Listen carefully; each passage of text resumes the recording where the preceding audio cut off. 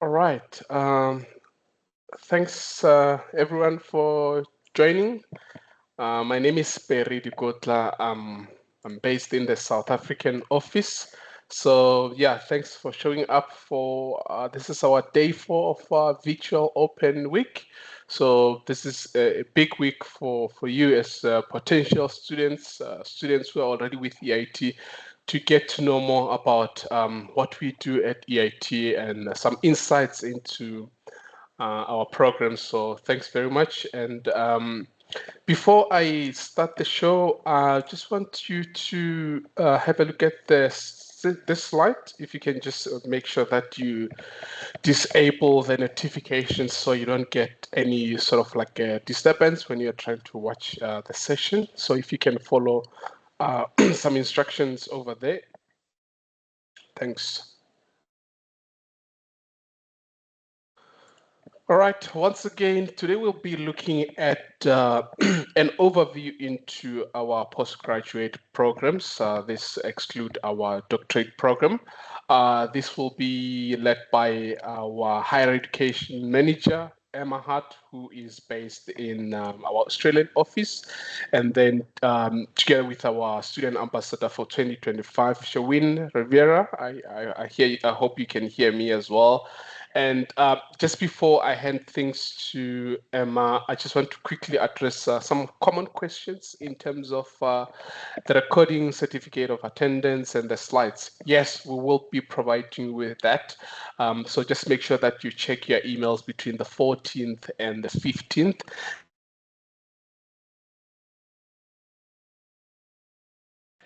And more especially just because sometimes it doesn't go directly into your inbox. So sometimes it goes under junk or spam folder.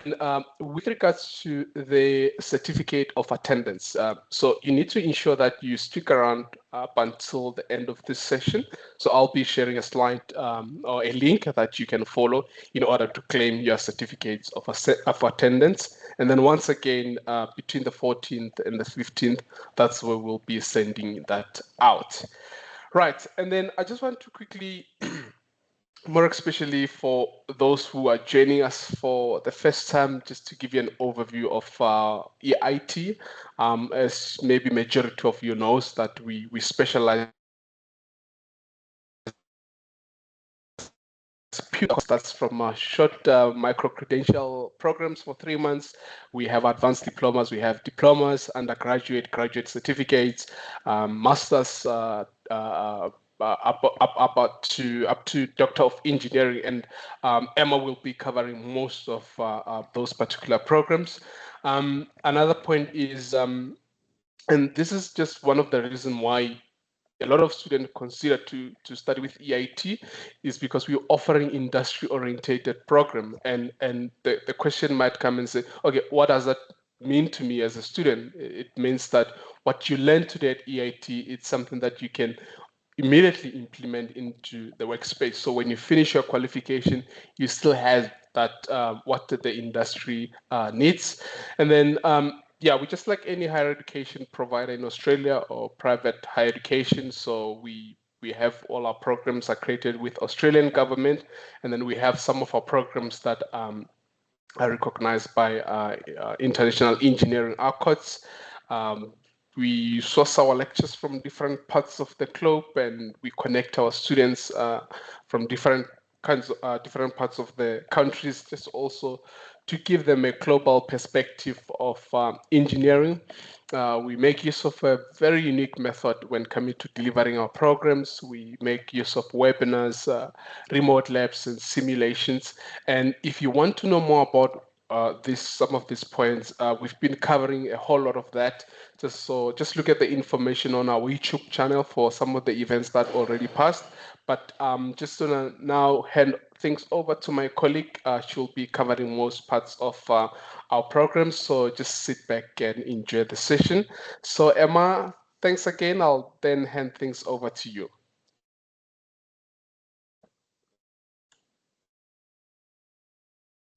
Thanks, Barry. Can everybody hear okay still? Hopefully that's a yes. Brilliant. Okay, awesome. Thank you. Okay, so As Barry said, my name is Emma. I am the Higher Education Manager here at EIT. I am based in our Perth office in Australia. My background is not engineering. I am not an engineer. My background is originally in languages and linguistics and teaching. I was a high school teacher for a number of years and taught languages and then English to students of other languages. So my role here at EIT is to oversee all of our higher education programs and specifically the support areas and really looking to enhance and improve your experience while you're studying here. So from the beginning, from your enrollment all the way through to when you graduate, my support team will work alongside students to make sure that they're successful on their journey.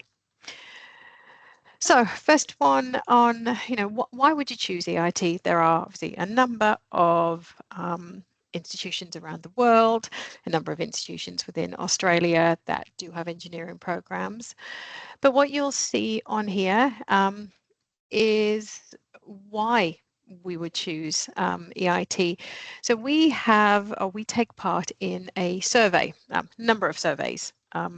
That these are not EIT surveys. These are Australian university surveys.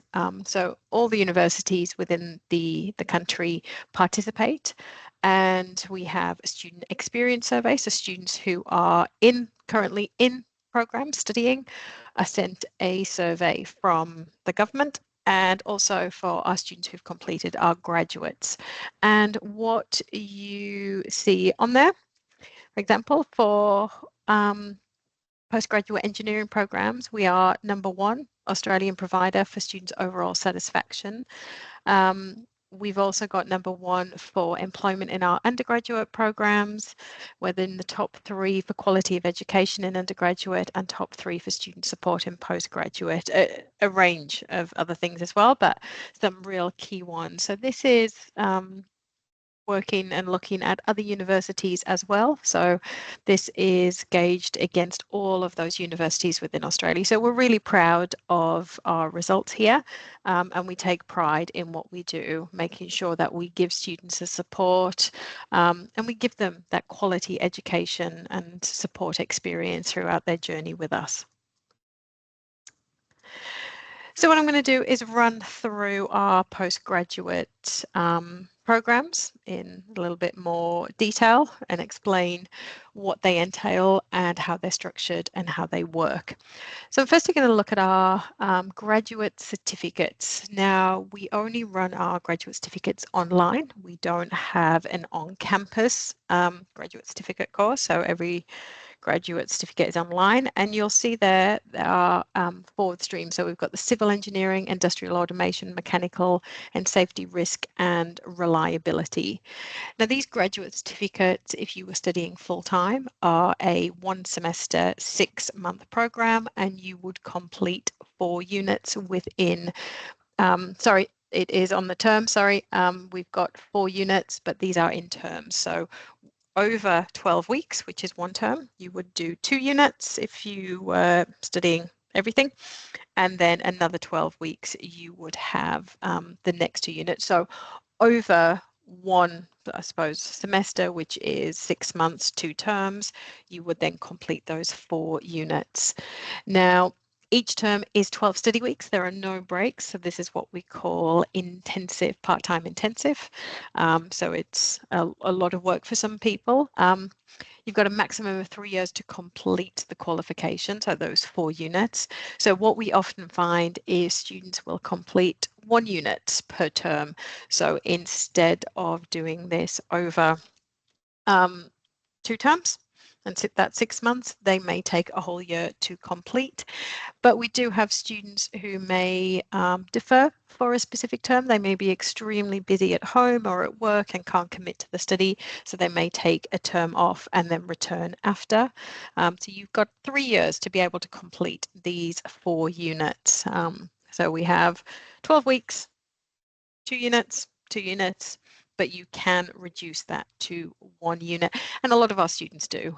Studying and working is extremely difficult, and especially if you have a family as well, it can be really difficult. So you can drop down to 1 unit and take terms off if needed. So you will see on the right, I've got listed AQF qualification. So this is the Australian qualification framework. So it just shows the levels of each qualification, and you'll see that these graduate certificates are sitting under level 8. Where you'll see the bachelor honours, graduate certificate and graduate diploma. So when we go one step further, we're going to move to our graduate diploma of engineering.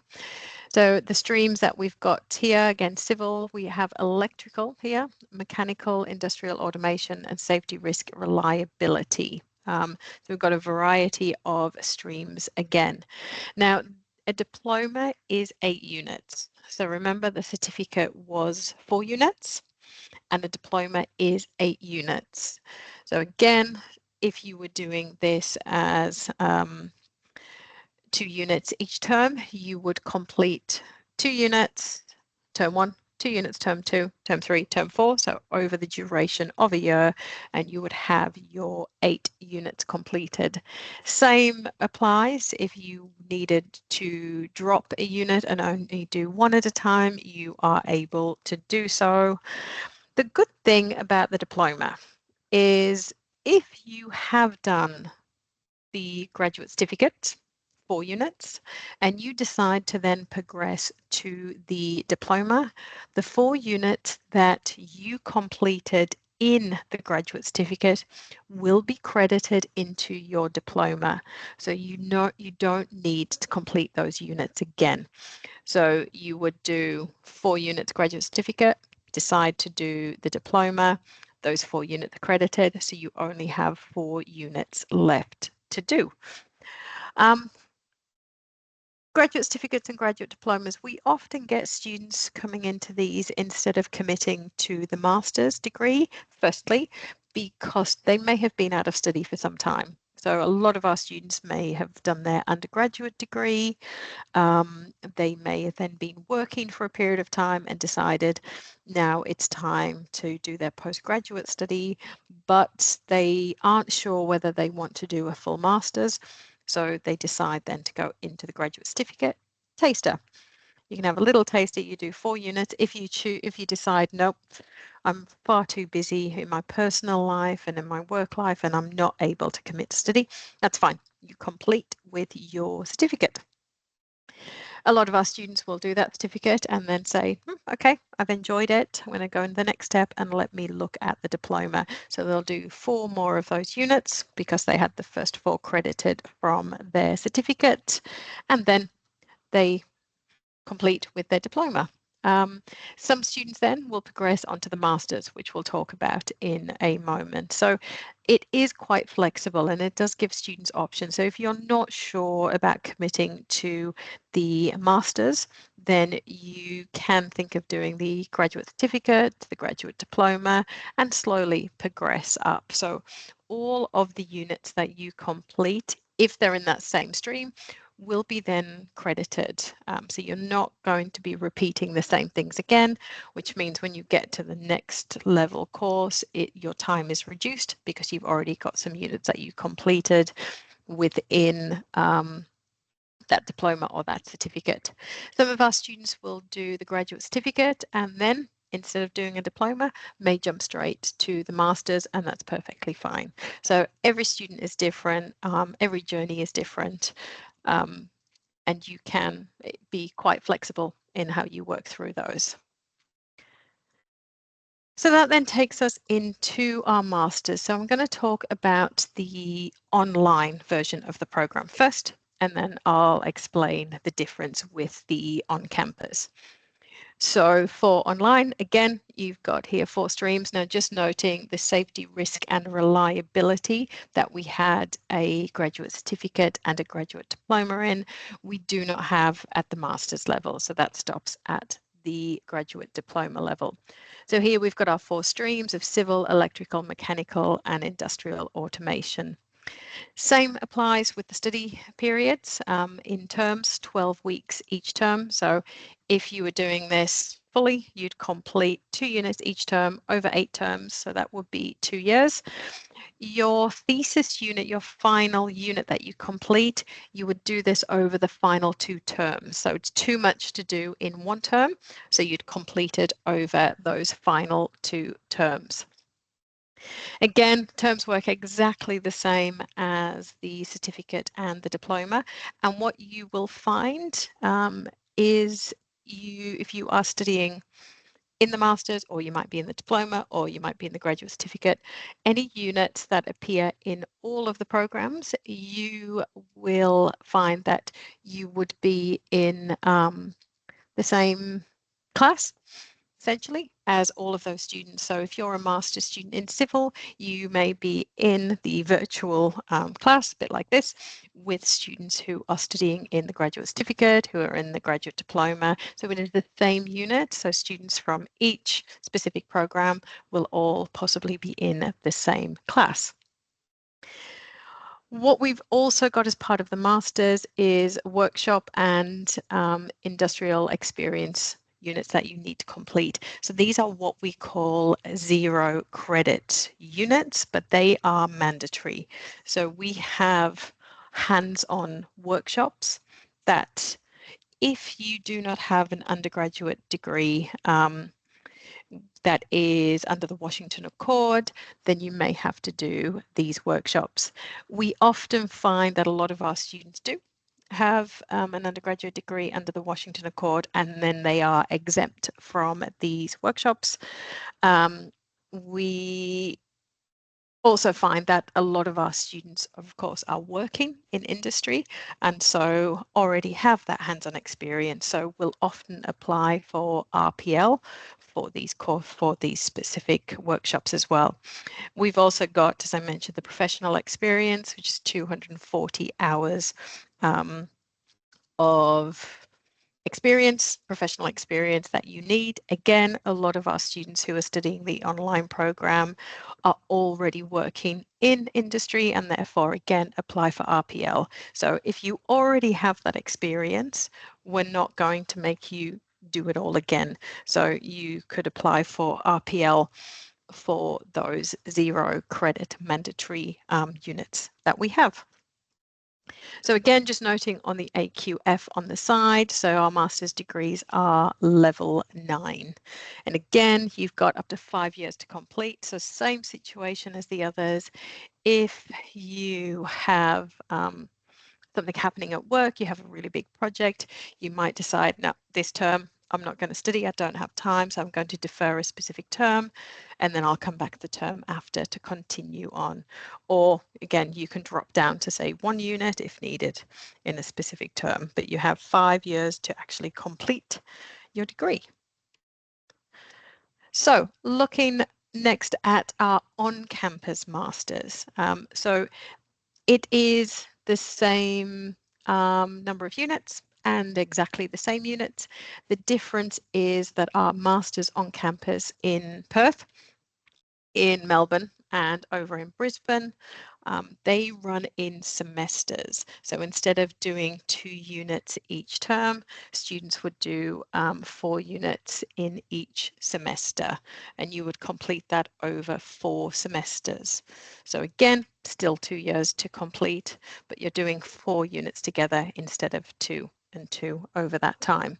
And just noting that the Industrial Automation Masters, we only have that in our Perth and Melbourne campuses. So Brisbane is our very new campus that we are very proud of, and we only opened it in the middle of last year. So we are very happy and very proud that we now have those courses in Brisbane, but we are focusing on our civil, electrical and mechanical streams at the moment. And then down the track, we may look to introduce our industrial automation. But we do have the industrial automation here in Perth, and we have it at our Melbourne campus as well. So the majority of our students that are studying on campus are international students. We do have some students, of course, who are Australian and domestic students as well. So if you are an international student, of course, you will need your student visa, your Australian student visa, and you'll need to satisfy all of the requirements to be able to have admission into the courses as an international student as well. Again, we have our workshops and experience units, the same that we have for our online students. The same applies for our on-campus students.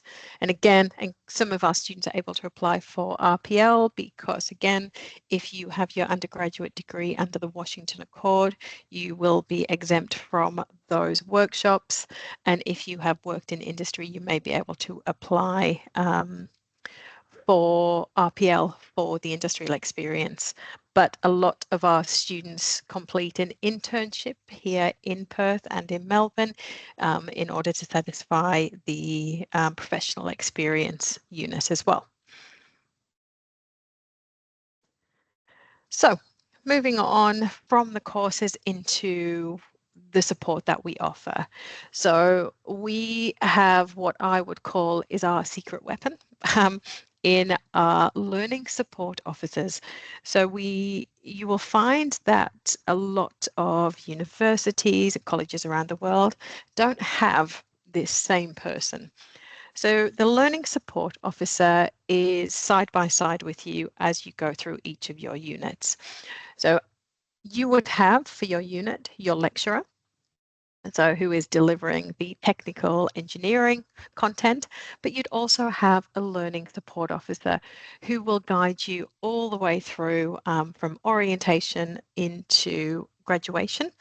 You may have a different person for each of your units, but what these guys focus on is helping you through anything that is not specific academic questions. So you may find how you've got something going on and you really need an extension for an assessment. Your learning support officer is going to be there side by side. They'll work with you. They'll help you to apply for that extension and what to do and how to do it. But they're also there to be contacting you, and you'll find that they will, to say, hey, how are you going? Is everything okay? Are you coping? Do you need any help? Do you need any support? If you're not sure where to access something on the learning management system, again, they'll be there to help you through that. So all the administration side of each of your units, your learning support officer will be there side by side with you, helping you through all of those things. So no question is too silly, no question is too big or too small to ask your learning support officer. So again, you'll have for each of your units, you will have a learning support officer. It may be the same one for, say, if you're doing 2 units, that may be the same for both, or you could have 2 different. So you will see a variety of learning support officers through your journey, but their job is always the same, to help you from right to the beginning all the way through to the end. So they are there to help and support you along the way. What we also have is our student support services team. These guys are in addition to the learning support team, and what they do is work alongside you for any additional support that is not specific, say, to your unit. So we run a variety of student success workshops for our online students as well as for our on-campus students. So we run a schedule of these things throughout the semester or through the terms, and they range from academic workshops where it could be focusing on referencing or writing or time management, through to health and well-being information for you. And we also have an English for Technical Professionals course. Now, anybody sitting and thinking, what? I don't want to study English, I came to study engineering. Of course, what this course is a fully online English course that is for engineering professionals as well as students for engineering. It includes a variety of topics and skills to help you through your course. So for example, if you've got a presentation coming up soon, you haven't done presentations in a while, and you need some help and some tips and some tricks, we have a whole module in this course that takes you through a lot of presentation skills. So it's working through it at your own pace. You can pick and choose on the modules, anything that may help you, but you've got full access to that. We also run support sessions in relation to the English course. So if you are looking at one of the modules, but you're not sure and you find it difficult, then we will be running support sessions to help you through that as well. What we always say to students also is feedback. Give us feedback. So if there is something that you'd love to see on this schedule, the Success Workshop schedule, and it's not there, all you need to do is let our support team know, and they will look at it and look at scheduling it in. So we want to be able to put sessions on that you guys need. So we ask our students to feedback, tell us whatever it is they want, and then our team will work as hard as they can to get one of those sessions up there and running for you to make sure that we're supporting you throughout. So when we've talked about the learning support, we've talked about the specific people, but here is some of our systems that you would be using here. So for your unit material, your assessments, your grades, you'd be using Moodle, which is our learning management system. Big Blue Button is our live tutorial session, so very similar to what we're using here with Teams. We use Big Blue Button for those. We've also got Iris, which is our invigilation software. So for those students who are studying online, and if you have timed assessments and exams, for example, you're able to do that at home. We don't ask you to come all the way to Australia and sit in a big exam room. You can do that at home, and our software will observe you throughout. So instead of us standing next to you or in front of the room watching you, it's all via our Iris system as well. We've also got the access, or you get access to Microsoft Office, and we have Paradigm, which is our student management system. Now, remote labs, I'll talk about shortly as I go through some of the other slides. So I'll explain in a bit more detail what those remote labs actually refer to. So with the practical learning, we've got a variety of things. So you'll see on the image here, this is actually a group of our students here in Perth doing their hands-on workshop for civil engineering. So the lovely lady in the white coat is actually our course coordinator for civil engineering, which is great. So there's a lot of practical hands-on activities on campus. For the workshops, if you do need to do those workshops, if you don't have experience, we run those at our Perth campus, and we do run some of them at our campus, at our office in South Africa as well. So these workshops, as I said, do need to either be completed or you apply for an exemption if you've got a degree under the Washington Accord, or you apply for RPL. What we also have is our remote and virtual labs. So studying engineering online, people often say, how do you do that? It's not all theory based, it needs to be more practical. What we have is our virtual labs that you can log into. Okay, so you book a session, you log into it, and it hosts a variety of different software of engineering applications where you can have that virtual experience of hands-on activities. We also have our remote labs where these are connected to physical pieces of equipment. They have sensors, so very similar to what you defined in our physical lab here. You are then able to control that virtually as opposed to being in front of the actual equipment in the lab itself. So all can be done remotely. So again, we take great pride in these labs because studying engineering, we need that practical experience as well. And through our virtual and remote labs, we're able to do that and give you that, which is amazing.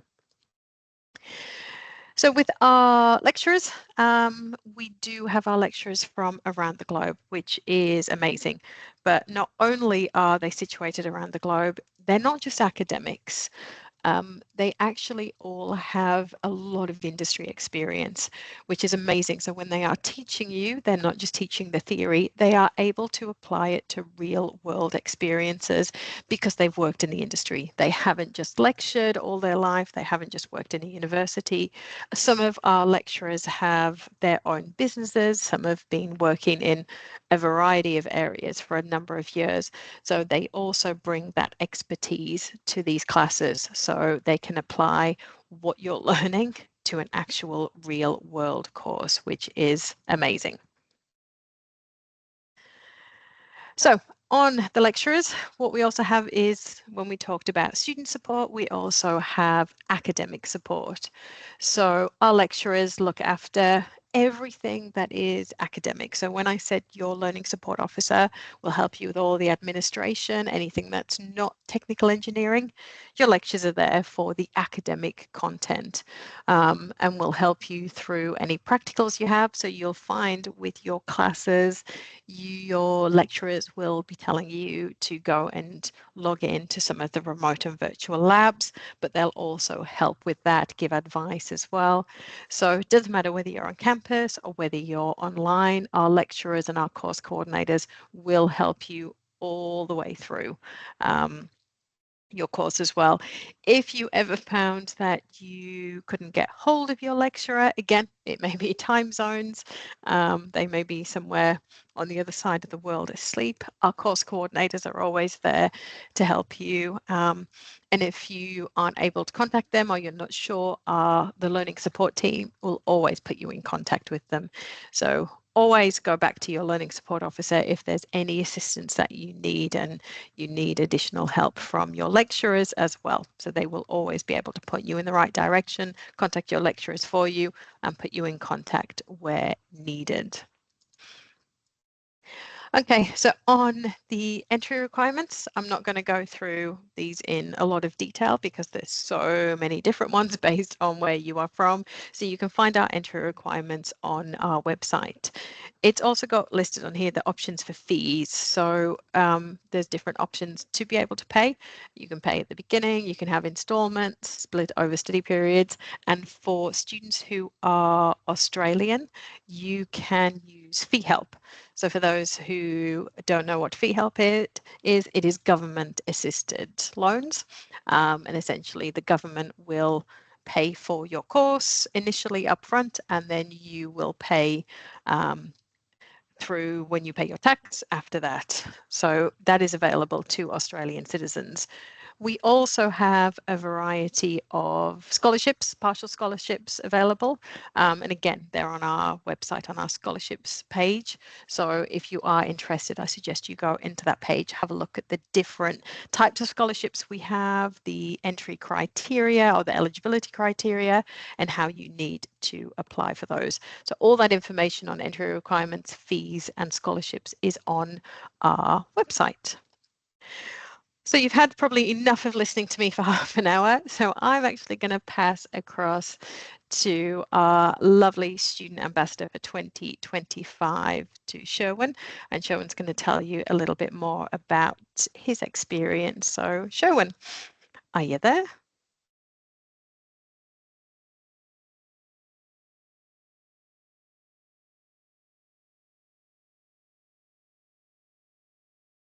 Oh, he's very quiet.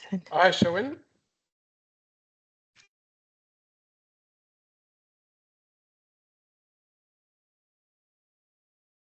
I made you a presenter already. Should be able to. Maybe he's gonna log in again. See, he just went off. All right, we'll give Sherwin a minute to hopefully get back. Yeah, Listening perhaps to while me. while we're still waiting, you can just if you have any other questions that you want to put through, you can just comment in the chat box. Yeah, let me have a look if there's anything in there.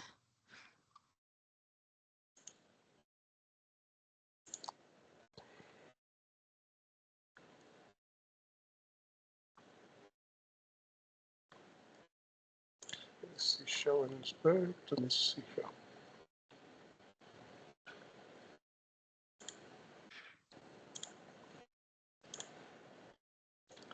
Hi, Sherwin. I just made you a presenter. You should be able to access your mic.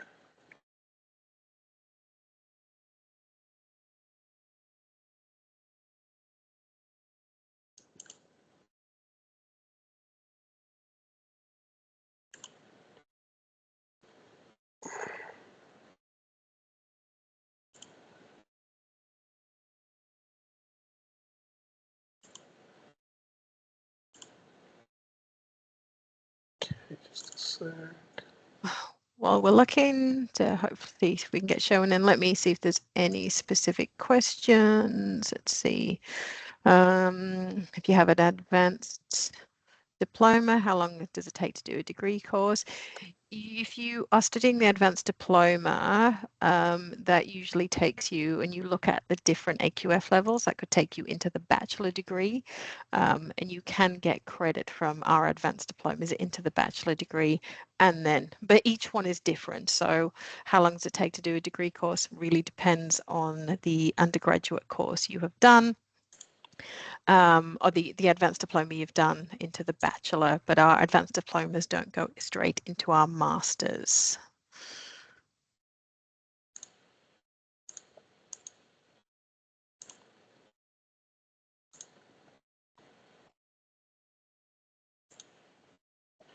Still no Sherwin, Barry? No. Okay, so do you have workshops in Kenya currently? No, unfortunately not. We are looking to run more of our workshops in South Africa, but not Kenya, unfortunately.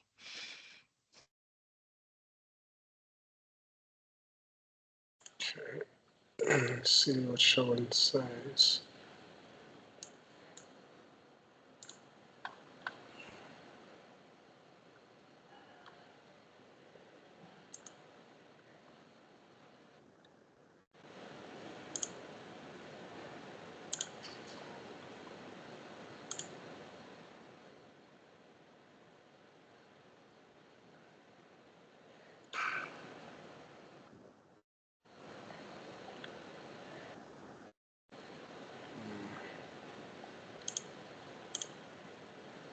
Sherwin.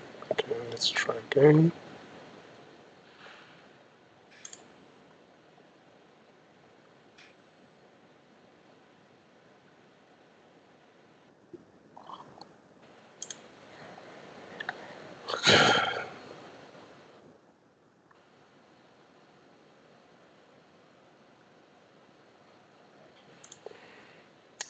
So guys, we just tried to get Sherwin. Just a sec. Presenter. Hi, Sherwin. Just try again. I made you a presenter. Yeah, hi, Barry. Are you able to hear me now? Thanks very much. Clear. Thanks. Yeah. Sorry about that. I was just a little puzzled why I couldn't turn on my mic in my video. So, yeah, I thought that it would, I can have control over it when I get to be given the floor, but apparently it doesn't work. I don't know what happened there. But anyway, are you not able to take control? Let me try. Yeah. Is the screen updating now when they move back and forth between slides? Okay. Okay. So. Okay, we can see you now. Yeah, and are you able to hear me clearly? Yes. Just try to. Are you able to control the slides? Yeah, I'm trying to click on the. Here, let me see. I'm clicking through the slides, but I'm not sure if it's updating on your screens. No. Do you want me to just move them for you? That's fine. Yeah, sure. If that's fine for you, I'm really sorry about the. No worries. Yeah, but yeah, hi everyone. My name is Sherwin, and I am this year's student ambassador. So I'm originally from the Philippines, and I hold a bachelor's degree in electrical engineering from a state university in my country.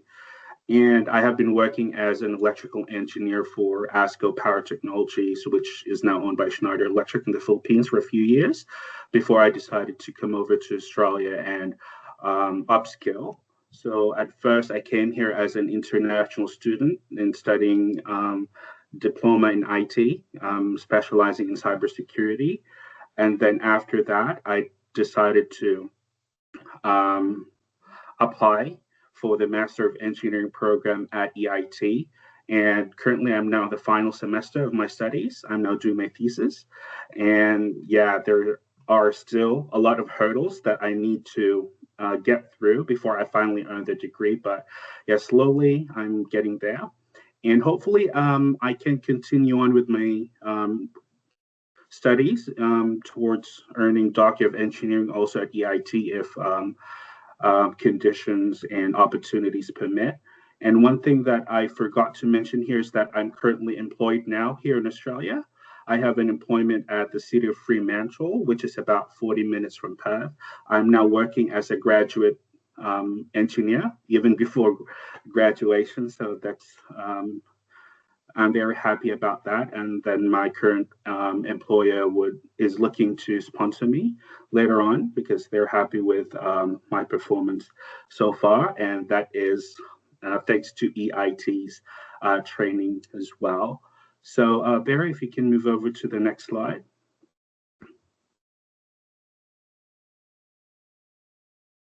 Hello? Done, yes. Yeah, sorry. Yeah, sorry.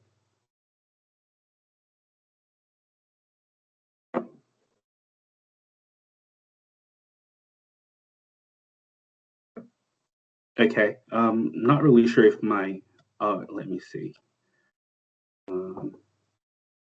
I couldn't. Yeah, I think you should be able to move them on your side. Yeah, I can see. Okay. Yeah, okay. Yeah, sorry about that. So yeah, first question, how did I find out about EIT and what led me to enroll with EIT instead of other universities? Well, as I mentioned, I was studying in a different education provider in IT. And before I finished that diploma in IT, I was thinking maybe I would consider, because I immediately fell in love with Australia because my sister's family's here and I was able to work here as well. The place is really great. The work-life balance is there. So I thought of maybe continuing my education. So I was looking online for master's degree programs related to engineering. And yeah, EIT is one of the top results. If you just straight away Google a master degree in engineering, you should be able to see EIT is one of the top results. And then you should be able to compare EIT with other education providers in Australia, and you would realize that EIT, studying at EIT is a lot cheaper than studying at other major universities. But considering that the programs offered by EIT are accredited by Engineers Australia under the Washington Accord, it really speaks volumes about the quality of education that EIT provides. So you get quality education at far less or lower cost than other providers in Western Australia. So the next question is, what inspired you to choose the program? So I'm currently doing Masters of Engineering in Electrical Systems, and how has your experience met or exceeded your expectations? So taking a bachelor's degree in electrical engineering, taking up Masters of Engineering in Electrical Systems is a logical choice for me because I earned my bachelor's degree in electrical engineering, but I was also considering taking on industrial automation because it's also interesting for me. But I realized that since I have spent a number of years already working in the electrical industry, I might as well just take the electrical systems track. Now, as I've mentioned, I am on my final semester of my studies here. I'm doing my thesis right now. In fact, I just came from an all-nighter. I woke up late today because I was up all night trying to put things together for my research work. But yeah, so far in the 3 semesters that I've been with EIT, the experience has far exceeded the expectations. Now, Emma has given you an overview about the kinds of assessments that they give the students here while studying. And I will say that those assessments are very well designed, as opposed to perhaps you've been through your bachelor's degree already, and most of the engineering assessments that we have in our typical bachelor courses would be that we're given, say, 3, 4, 5 problem sets. You sit in the room, solve the equations, give out the answer.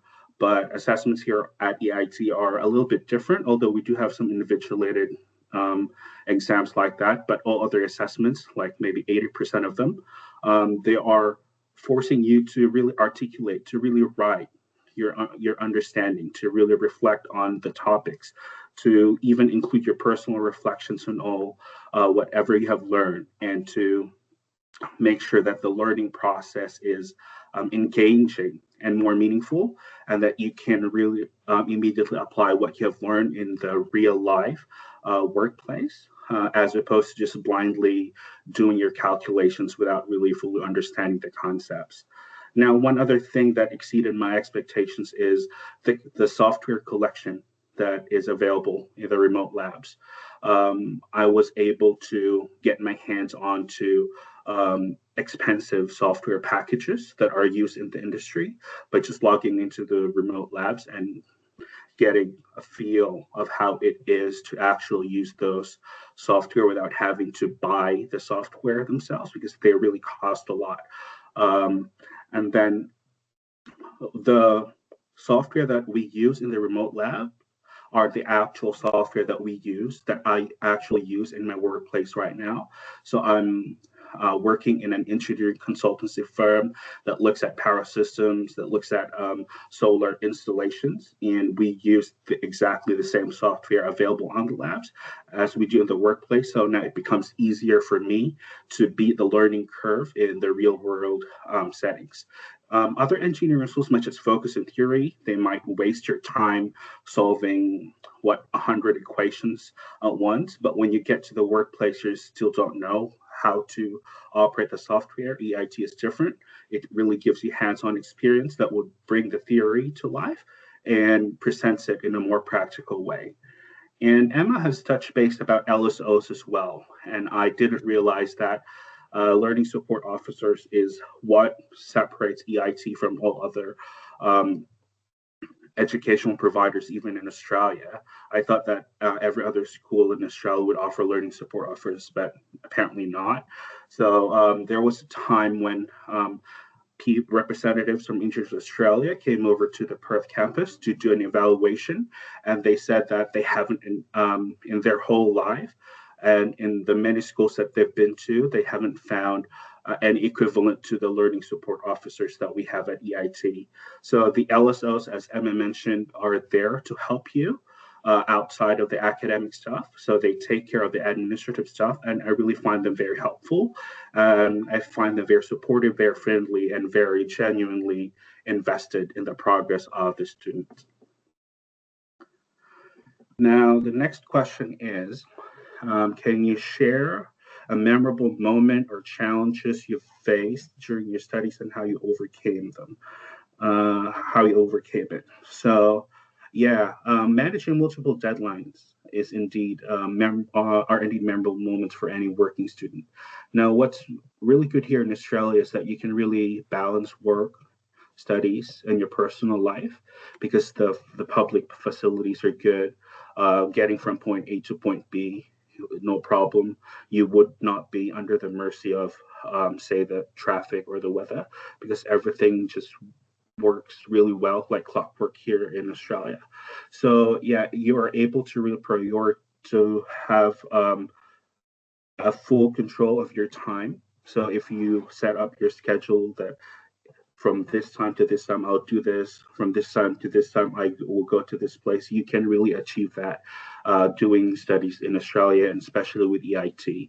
Now, prioritization of task and time management are important to be able to overcome these challenges, especially balancing life, work, and personal commitment.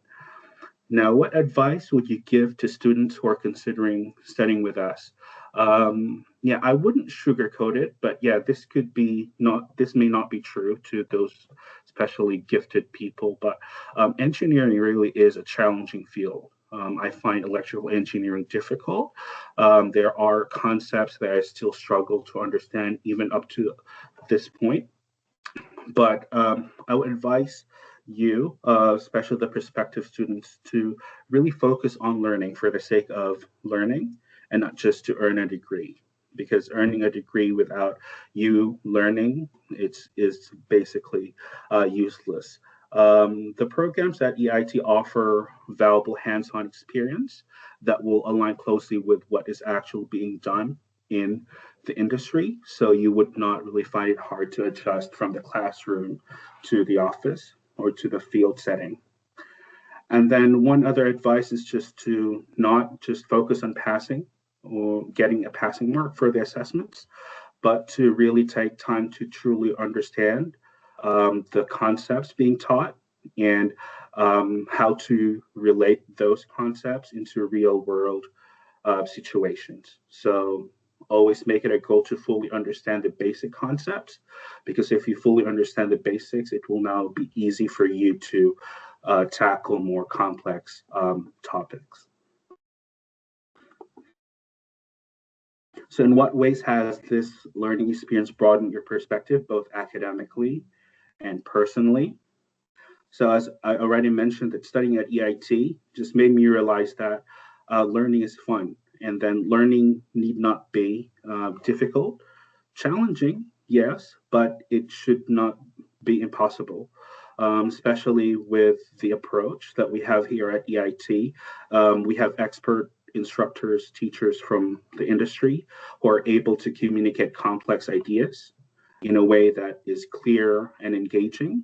And even those difficult topics, which you previously thought were difficult to understand, you're now able to understand them a little bit easier. And then they are able to break down concepts into manageable pieces of information. And then it gives us balance of everything. It's not overly broad that you lose track. It's not overly detailed that you get bored. Just a perfect balance of the treatment of the topics. Now, on the personal level, I learned time management skills and also technical writing skills. So I don't know about you, but my training in the Philippines, we're not really big on writing. But here at EIT, you're really forced to write. It's like you're doing some mini thesis. When you're doing your assessments, you have to write 500,000 words for one item in a single assessment, and you have to do that over all the other courses that you'll be taking for that semester or for that time. So you are really trained to improve or to work on your technical writing skills, which I realize is very important in the practice of engineering. Because right now at my work, I really need to write reports upon reports upon reports. So the simulations, the calculations would just take a minute or two, but the actual reporting would consume much of your entire week, basically. So development of my technical writing skills is what really I believe is the best that EIT has given me, has trained in me as a person and as a student. Now, last question. Is this the last question? Yeah, I think this is. So what was your favorite aspect of studying these courses with EIT? Now, when you think about Australia, you just think about white people. I don't know about you, but yeah, I thought before that Australia is just a land of white people, but no. When you land in Australia, it's like that. It's the people, especially the student body at EIT, it's heavily international. People from all over the world come here to study, come here to work, come here to live. So interacting with those people, with those students, with professionals from various backgrounds and cultures, enriches my personal educational experience. And it has prepared me to work in a multicultural and in an international industry. So aside from being able to know engineering, you'll also be able to learn how to connect with people who belong to different backgrounds, different cultures, different religions, different belief systems, and then be able to work harmoniously with them and build relationships with them. And that is one of the best aspects that I find in studying at EIT in Australia. And yeah, I'm originally from the Philippines, but right now I have professional connections. I have friends with people from Pakistan, India, Nepal, Bhutan, and everywhere. So yeah, I think that's it for me. Okay.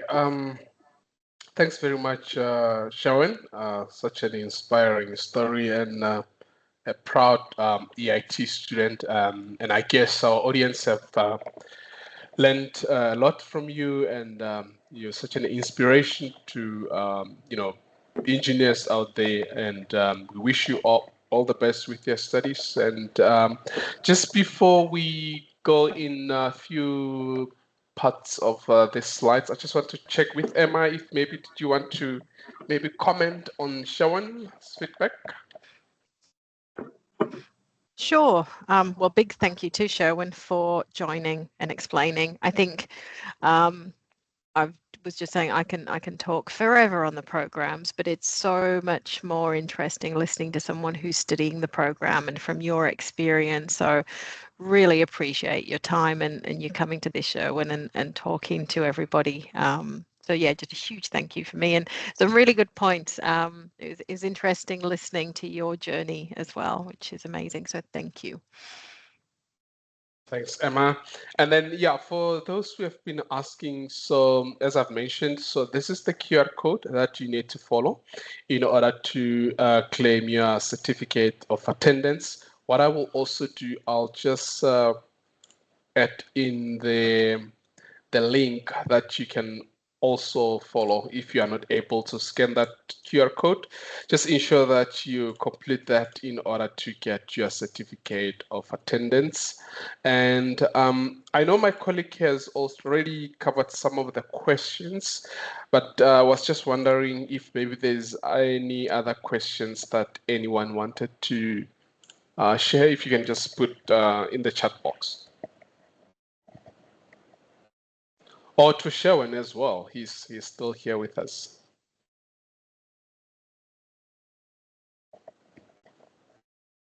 Okay.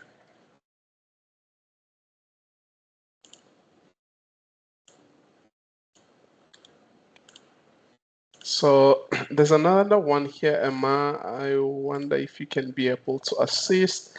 You actually went to the Q&A box.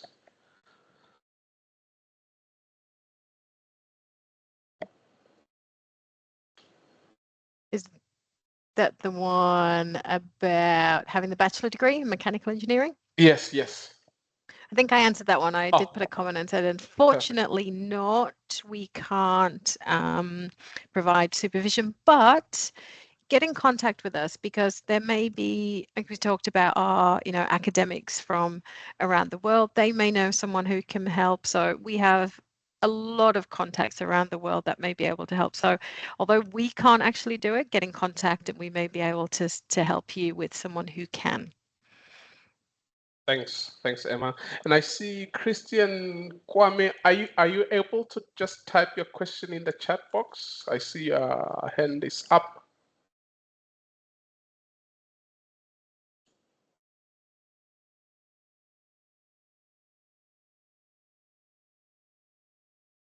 Anyone, any question? Put in the chat box.